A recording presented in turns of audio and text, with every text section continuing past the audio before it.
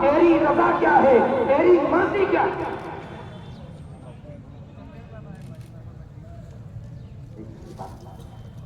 تیری مرضی کیا ہے؟ قربان ہو جاؤ قربان ہو جاؤ۔ اسماعیل کی معمولی چیز تھی، نبی کی اولاد کہتے ہیں ابا جی اگر اللہ کا حکم ہے نا تو میں راضی ہوں، یہ تو ایک جان ہے، اگر ہزاروں جانیں ہوتی تو میں اللہ کی راہ میں ایک ایک کر کے قربان کر دیتا۔ بولو سبحان اللہ۔ یہ جو پیچھے کھڑے ہوئے ہیں میری ان سے گزارش ہے کہ آپ لوگ سبوں کے اندر بیٹھ جائیں، بھائی ٹائم ہو گیا، یہ نہیں کہ ٹائم نہیں ہوا، 8 بج گئے ہیں، تو آپ سے گزارش ہے کہ نماز ہوگی ابھی اور آپ لوگ بیٹھ جائیں،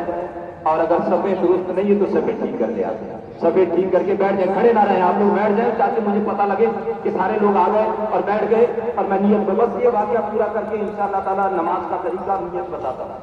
زیادہ وقت نہیں لوں گا، آپ لوگ بیٹھ جائیں، اور جو وضو خانے کے اوپر ادھر ادھر کھڑے ہوئے ہیں ان سے میری گزارش ہے کہ آپ جلدی سے جلدی یہاں صفوں کے اندر آ کر بیٹھیں تاکہ نماز شروع کر سکیں۔ تو میں یہ کر رہا تھا کہ حضرت ابراہیم علیہ السلام نے جب یہ کہا تو حضرت اسماعیل اپنی مینی زبان سے کہتے ہیں کہ ابا جان، اے اللہ کے مقدس نبی، اے خلیل اللہ، اے اللہ کے خلیل، میری کچھ شرطیں ہیں ذبح کرنے سے پہلے، مجھے ذبح کرنے سے پہلے اپنی آنکھوں میں پٹی باندھ دینا، میرے ہاتھ اور پاؤں باندھ دینا، اور مجھے اوندھا لٹانا، سیدھا مت لٹانا، اور میرے خون سے جو لت پت کپڑے ہوں گے میری ماں ہاجرہ کو جا کے دے دینا اور کہہ دینا کہ تیرا اسماعیل اللہ کی راہ میں قربان ہو گیا ہے، اور میرے کپڑوں کو دیکھ کر میری ماں کو خبر آ جائے۔ حضرت ابراہیم نے آنکھوں کی پٹی باندھی اور رسیاں باندھی، اوندھا لٹا دیا، ایک چھری پتھر پہ کر کے اور حضرت اسماعیل کی گردن پر رکھ کر اللہ کا ذکر کرتے ہوئے بسم اللہ اللہ اکبر کہہ کے اور چھری کو چلا رہے ہیں۔ زمین کانپ رہی ہے، آسمان کانپ رہا ہے، تمام کائنات کا ذرہ ذرہ کانپ رہا ہے۔ اے پروردگار مالک و مولا، ایسا منظر تو کبھی نہیں دیکھا کہ کوئی اپنی اولاد کو اپنے ہاتھوں سے ذبح کر رہا ہو۔ یہ کیسا تیرا خلیل ہے، یہ کیسا تیرا دوست ہے کہ تیرے حکم سے اپنے بچے کو قربان کرنے کے لیے لٹا دیا ہے۔ لیکن قربان ہو جاؤ مسلمانوں، چھری چلتی رہی لیکن اسماعیل کی گردن کٹتی رہی ہے۔ اور جب حضرت اسماعیل علیہ السلام اور حضرت ابراہیم علیہ السلام نے جب یہ دیکھا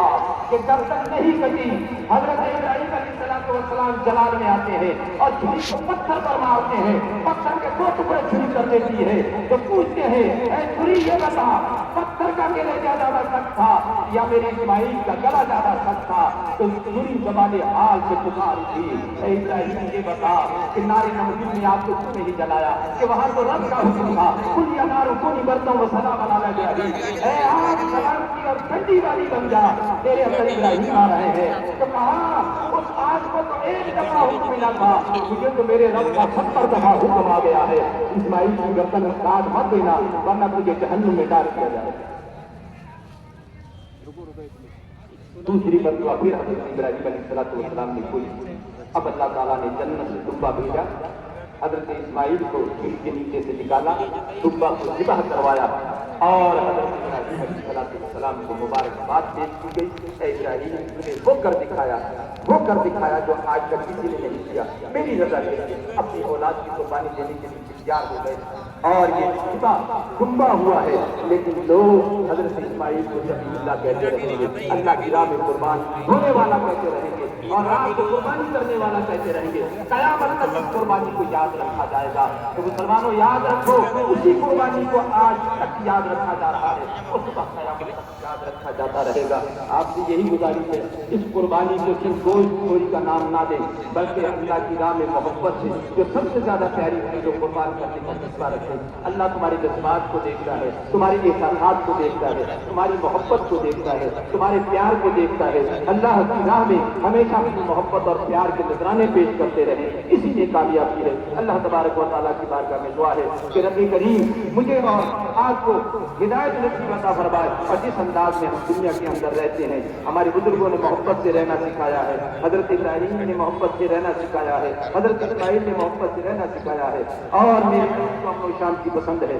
ہم بھی محبت سے رہے۔ آج قربانی کا دن ہے، جو حضرات قربانی کرتے ہیں ان سے میری التماس ہے کہ آپ صفائی کا خاص خیال رکھیں۔